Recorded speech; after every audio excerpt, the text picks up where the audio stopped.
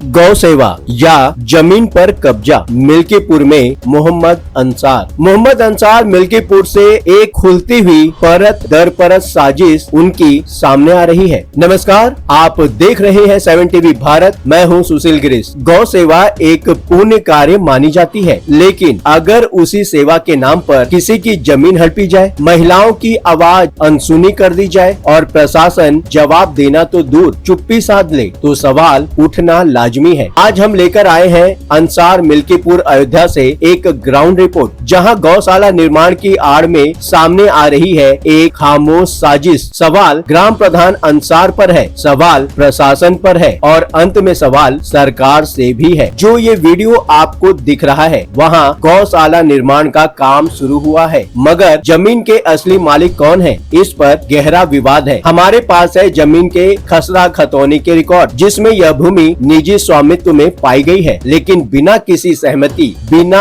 कोई दस्तावेज इस जमीन पर निर्माण शुरू हुआ। इस भूमि की जो स्वामिनी है वो कहती है ये जमीन हमारे नाम पर है। न पंचायत में प्रस्ताव आया, न कोई अनुमति ली गई, विरोध किया तो धमकी मिली। ग्राम प्रधान का कहना है यह गौशाला बनाई जा रही है, तो क्या ग्राम प्रधान ये बताएंगे कि ये गौशाला किस योजना के तहत बनाई जा रही है? हमने विकास खंड कार्यालय और पशु विभाग से जानकारी ली, कहीं से कोई आधिकारिक अनुमति हमें तो नहीं मिल पाई। न टेंडर प्रक्रिया, न नक्शा पास, न पशुधन की कोई पंजीकृत संख्या। जब यह सब हो रहा था तब गांव की जागरूक महिलाएं चुप नहीं बैठी। उन्होंने अयोध्या मंडल के अपर आयुक्त प्रशासन को आवेदन किया, जिसमें भूमि कब्जे और योजना के गलत प्रयोग की शिकायत दर्ज की गई। आप वीडियो में दिए गए स्क्रीनशॉट में देख सकते हैं कि उन्होंने क्या शिकायत दर्ज कराई है। आइए हम आपको पढ़कर भी बता देते हैं। उन्होंने माननीय आयुक्त महोदय अयोध्या मंडल उत्तर प्रदेश शासन को अपनी व्यथा बताते हुए लिखा है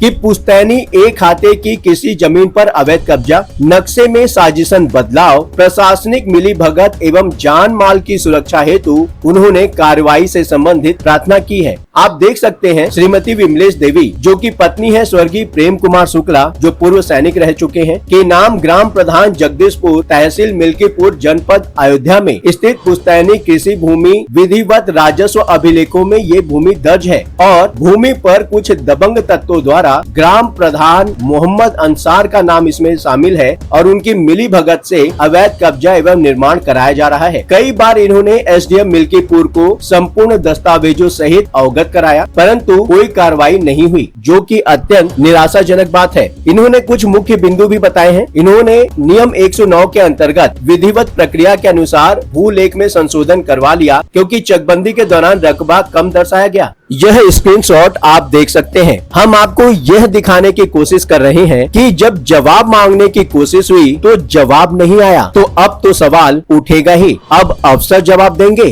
तो अब ये सवाल है कि जब अफसर जवाब न दें तो अफसर ही बताएं कि जनता कहां जाए। चलिए हम इसमें आगे भी देखते हैं। यहाँ पर यह भी कहा गया है कि एसडीएम मिल्कीपुर लेखपाल सूरत राम और कानूनगो विष्णु देव सिंह का भी नाम इसमें आया है। मिली भगत से नक्शे में साजिशन बदलाव किया गया है। इन्होंने गाटा नंबर भी इसमें दिया हुआ है 817, 818 और 840, जिसमें भूमि की पूर्ति का आदेश था को भी अनदेखा कर अवैध निर्माण कराया जा रहा है। और कमाल की बात देखिए, जो अवैध निर्माण करवा रहा है वो है सोनू श्रीवास्तव, जो कि इनका पड़ोसी बताया जा रहा है। और इसमें ग्राम प्रधान अपना पर्सनल इंटरेस्ट भी दिखा रहे हैं। ग्राम प्रधान से तो सवाल होगा ही, लेकिन सबसे पहला सवाल एसडीएम साहब से होगा। एसडीएम साहब अगर जवाब नहीं देंगे तो डीएम से होगा कि आखिरकार ऐसा क्यों हुआ कि जब माननीय आयुक्त महोदय अयोध्या मंडल ने एसडीएम मिल्कीपुर को सारी जांच करने के लिए बोला, तो बिना पूरी तरह से जांच हुए महिला की जमीन का रकबा जिसमें कम दिखाया गया है, उसका नक्शा पूरी तरह से ठीक किए बगैर, जमीन की पूरी पूर्ति किए बगैर आखिरकार किस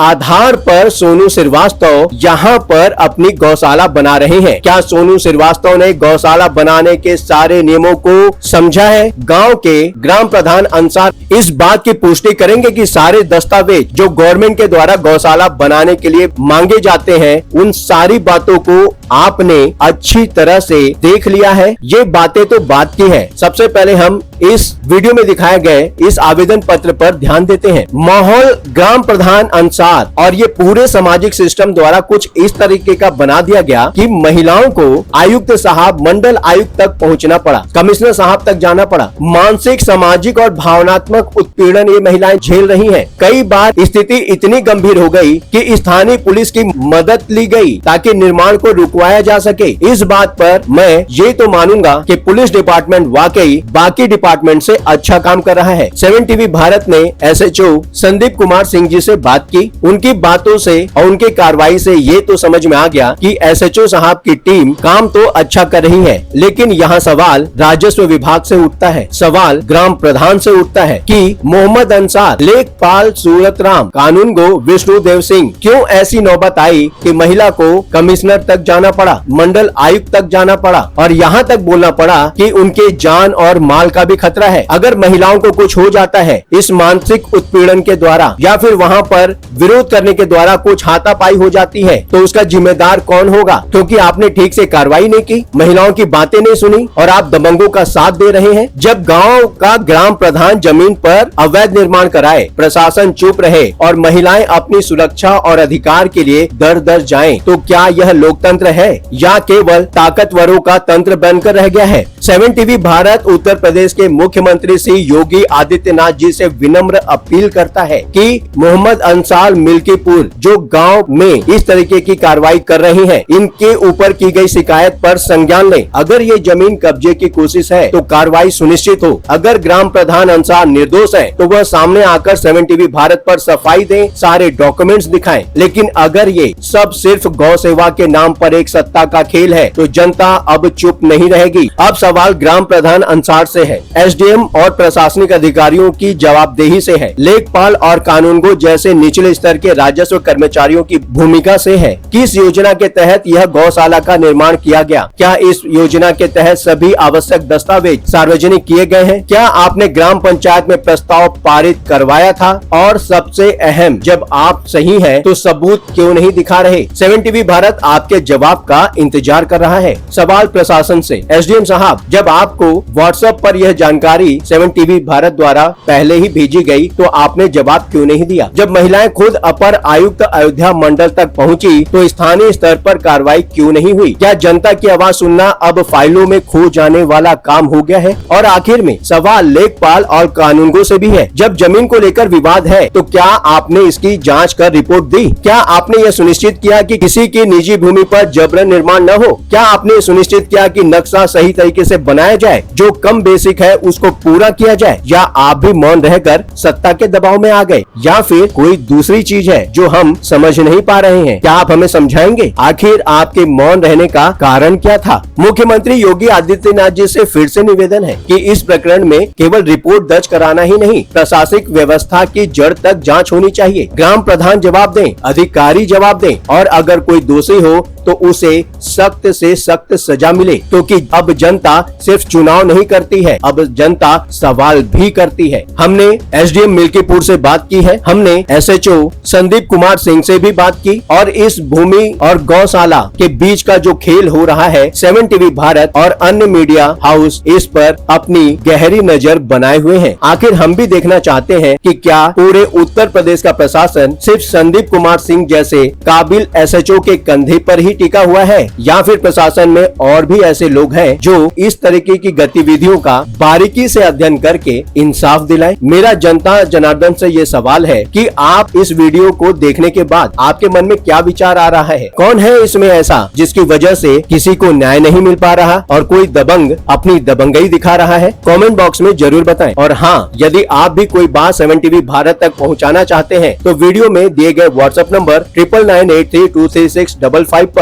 आप हमसे सीधे संपर्क कर सकते हैं। फिर मुलाकात होगी। लगातार खबरों के लिए बने रहिए 7 टीवी भारत के साथ।